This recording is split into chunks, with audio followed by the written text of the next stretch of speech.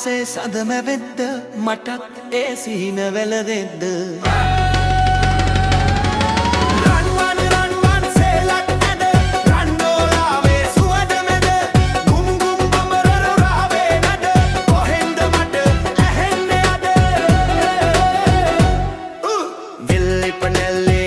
හින සුළඟ අරන් යන කතාවින වලාපොටෙන් සද වහන කොටේ හෙට රට තව තනිය මතක් වෙන රන් පාඩේ සිතුවිලි බාවෙලා නෙතුවග රහසක් ලියවෙලා නොකියූ වචන හඬ නැතිව බඹර රාවේ ගැලවෙලා